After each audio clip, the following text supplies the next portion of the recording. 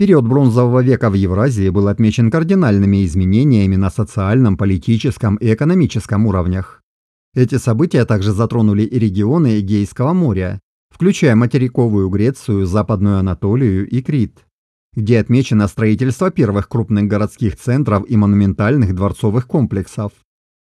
Эти региональные культуры и цивилизации бронзового века обобщенно называют Эгейской цивилизацией, которая в свою очередь включает элладскую на территории материковой Греции, минойскую на Крите и кикладскую цивилизацию на одноименных островах в центре Эгейского моря, начиная с 3200 или 3000 по 1100 годы до нашей эры. А на западном побережье Малой Азии в состав цивилизации также входят западноанатолийские культуры с 3000 по 1200 годы до нашей эры. Чтобы провести параллели, начальный период Эгейской цивилизации хронологически пересекается с ранним царством Египта с 3100 по 2686 год до нашей эры. Культура Эгейского моря демонстрирует отличительные черты гончарных изделий, погребальных обрядов, архитектуры и искусства.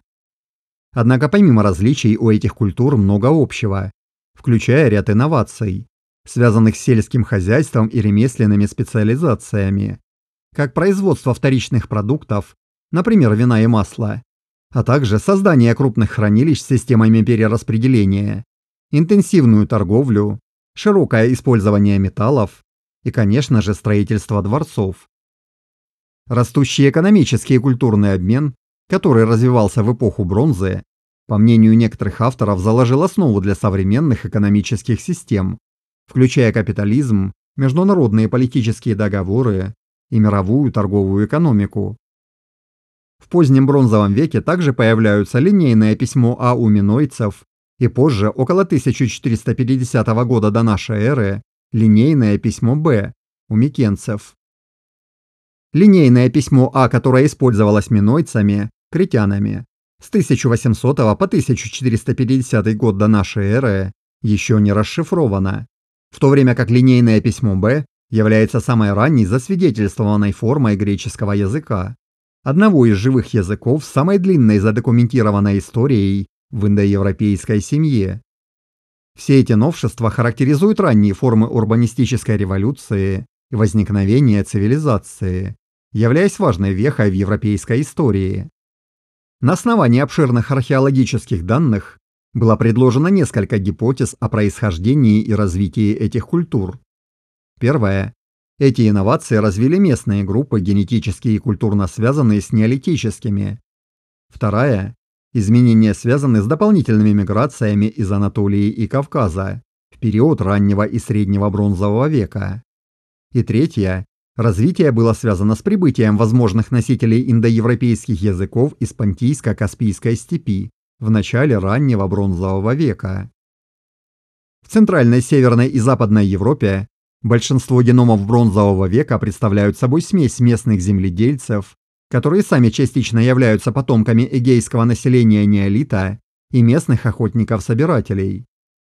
При этом данные древней ДНК выявили массовые перемещения населения из Понтийско-Каспийской степи в период позднего неолита и раннего бронзового века, около 2800 года до нашей эры, в результате чего компоненты восточноевропейских и кавказских охотников-собирателей смешались примерно в равных пропорциях. В предыдущих работах сообщалось, что степные предковые компоненты появились на обширных территориях Европы в бронзовом веке, за исключением Сардинии. Однако остается неясным, насколько далеко эта родословная распространилась в Юго-Восточной Европе. При этом, несмотря на важность геномов бронзового века из Эгейского моря, для понимания возникновения западной цивилизации и распространения индоевропейских языков до настоящего времени не было секвенировано ни одного целого генома этого периода упомянутого региона. Таким образом, вопросы о генетическом происхождении народов, участвовавших в переходных процессах от неолита к бронзовому веку, и об их вкладе в современных греков, остаются спорными. Полные геномы эпохи неолита из современной Греции и Западной Анатолии почти неотличимы друг от друга, что подтверждает общность популяций, распространявшихся через Эгейское море в неолите. а предки, связанные с кавказскими охотниками-собирателями, присутствуют у некоторых людей позднего неолита Эгейского моря, анатолийцев Медного века, микенцев позднего Бронзового века и минойцев раннего и среднего Бронзового века, что повышает вероятность потока генов с востока. Стоит отметить, что современные греки генетически отличаются от древних минойцев и микенцев, хотя источник этого различия не исследовался.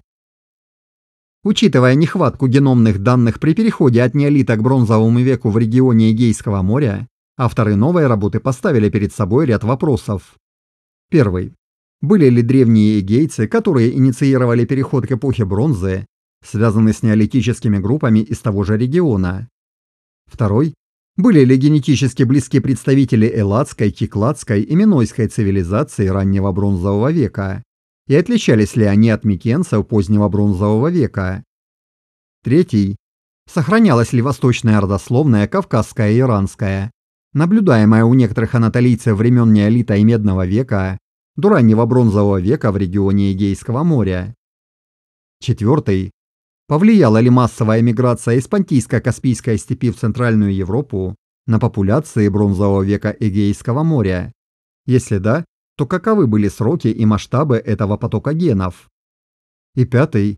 Как древние жители Эгейского моря Бронзового века связаны с современными греками, населяющими эту же территорию? Чтобы ответить на эти вопросы и охарактеризовать популяции, стоявшие за строительством дворцов и городских центров Эгейского Бронзового века, авторы получили полногеномные данные от 4 человек раннего Бронзового века, охватывающих все 3 культуры: элладскую на острове Эубея, кикладскую на острове Куфанисия и минойскую на Крите, и от 2 элладцев среднего Бронзового века из села Элати в Трикале на севере Греции. Помимо этого было получено 11 геномов митохондриальной ДНК эгейцев раннего Бронзового века. Новые генетические данные рассматривались в контексте древних и современных евразийских популяций. Результаты. Структура населения и демографическая история. Геномная однородность в раннем Бронзовом веке. Несмотря на культурные различия элладской, минойской и кикладской цивилизаций, их геномы во всех анализах похожи друг на друга в зависимости от периода. Так, представители раннего Бронзового века отличаются от последующих популяций элладской цивилизации среднего Бронзового века. По сравнению с другими древними евразийскими популяциями, эгейцы раннего Бронзового века похожи на другие эгейские и анатолийские популяции Бронзового века, но совершенно отличаются от балканских популяций. А по сравнению с современными популяциями, эгейцы раннего Бронзового века генетически схожи с современными жителями Южной Европы, особенно с сардинцами. В анализе примесей эгейцы раннего Бронзового века также демонстрируют сходные пропорции предков с другими эгейскими популяциями, а также с анатолийскими группами от Медного века до Среднего Бронзового. Геномная однородность между культурами раннего Бронзового века в районе Эгейского моря и некоторых частях Анатолии может указывать на то, что эти популяции использовали море не только для культурных контактов, но и в более широком плане, что отразилось на генетике жителей того периода. Это могло быть результатом интенсивной коммуникационной сети, которая хорошо задокументирована археологически. Поток генов, связанных с кавказскими охотниками и собирателями, в эгейцев раннего Бронзового века.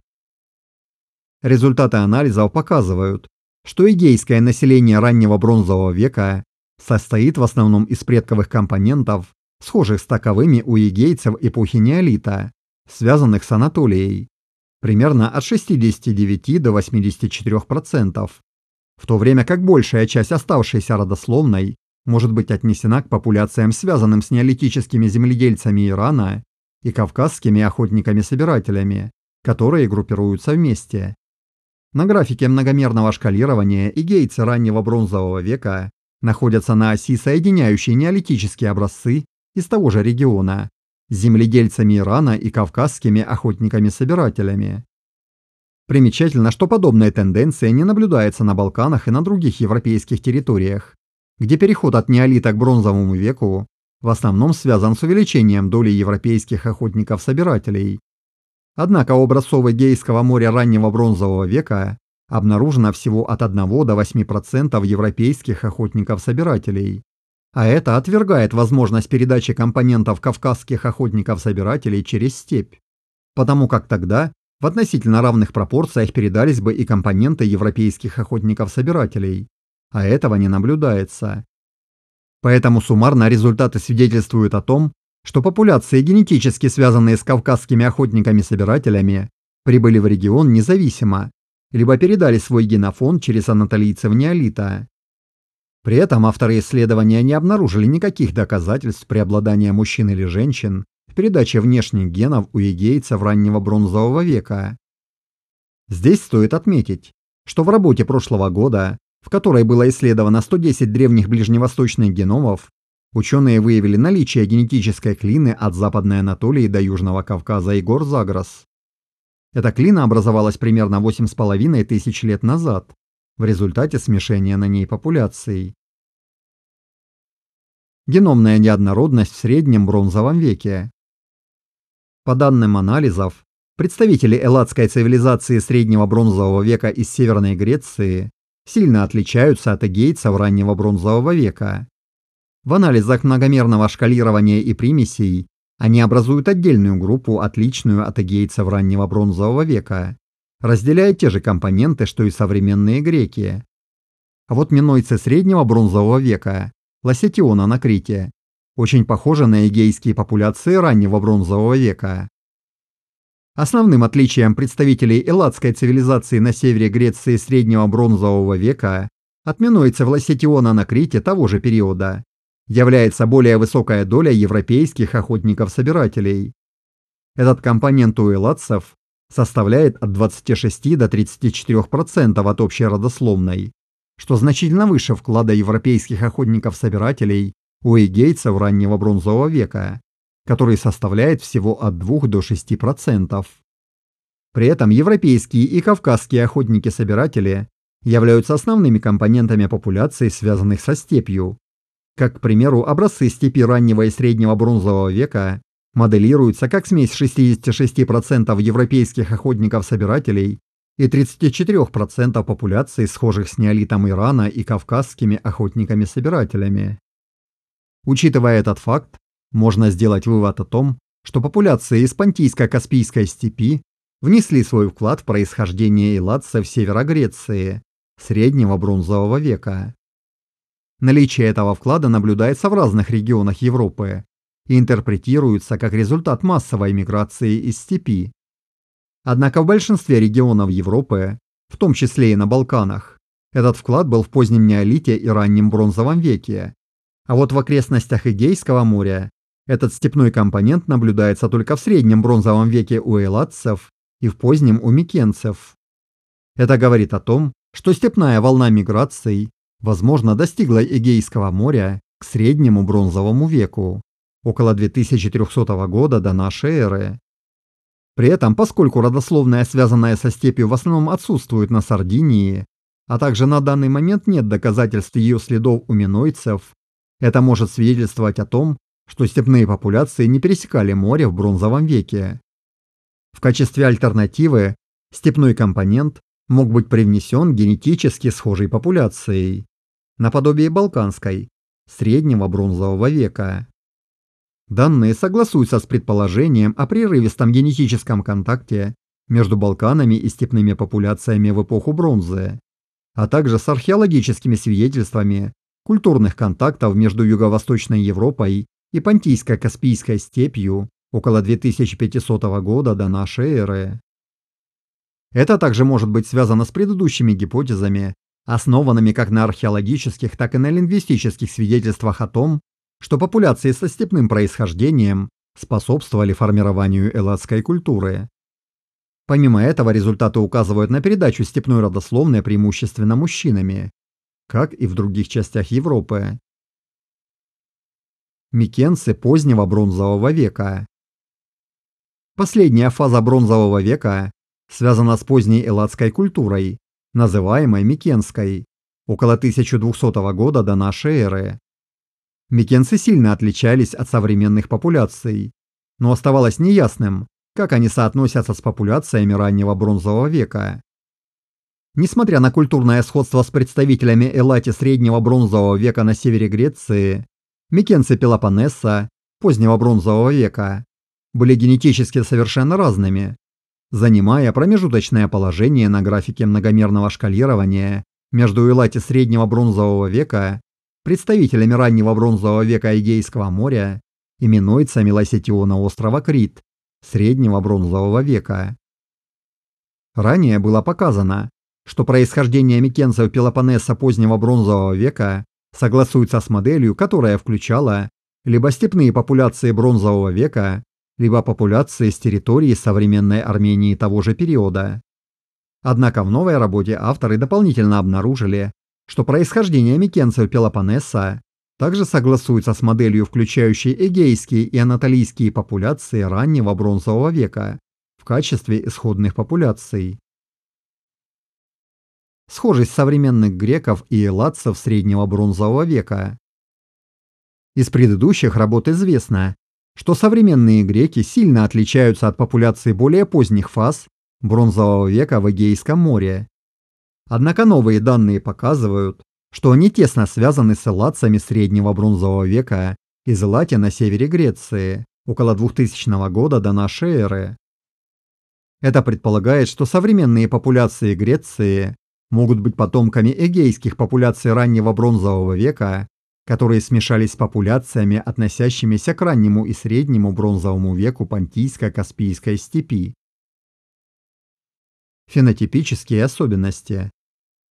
По генетическим маркерам авторы работы спрогнозировали, что два жителя островов Крит и Куфанисия, а также один из Элати в Северной Греции, скорее всего имели карие глаза, темно-каштановые до черных волосы и довольно темную кожу, как и было определено в предыдущих исследованиях, но для более поздних периодов Эгейского бронзового века.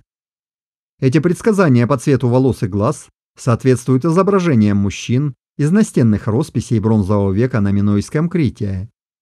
При этом, хотя они по количеству аллелей скорее всего были темнокожими, они уже несли аллели, связанные с более светлой кожей, но в меньшем количестве. Последнее согласуется с наблюдениями, что осветление кожи в Южной Европе началось с неолита. А что касается толерантности к лактозе во взрослом возрасте, то эти аллели не обнаружены, что согласуется с другими результатами для неолитических европейцев и эгейцев, и предполагает, что молочное скотоводство вполне могло практиковаться даже когда люди страдали непереносимостью лактозы. Итоги. Геномы кикладской, минойской и элладской микенской цивилизации бронзового века предполагают, что эти культурно отличающиеся популяции были генетически однородны по всему Эгейскому морю и Западной Анатолии в начале бронзового века.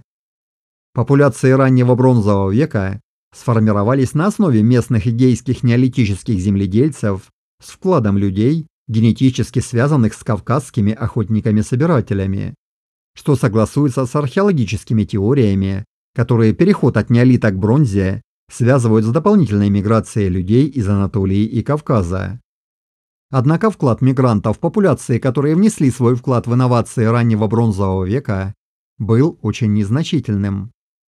А вот эгейское население среднего бронзового века было значительно более структурированным. Одной из вероятных причин такой структуры является дополнительный поток генов, связанный с Понтийско-Каспийской степью в регионы Эгейского моря, доказательства чего были обнаружены в данной работе у представителей Элати средней бронзы. А как раз с этими представителями современные греки разделяют около 90% своей родословной, также имея часть степного происхождения. Помимо этого, все предполагаемые волны миграций предшествуют появлению у микенцев линейного письма Б около 1450 года до нашей эры, в результате чего геномные данные могут поддержать две различные лингвистические теории, объясняющие возникновение как протогреческого языка, так и эволюцию индоевропейских языков, а именно анатолийскую и степную, что немного огорчает, хотелось бы уже разобраться в этом вопросе. Однако я желаю всем хорошего настроения, благодарю, что досмотрели до конца, и до новых выпусков.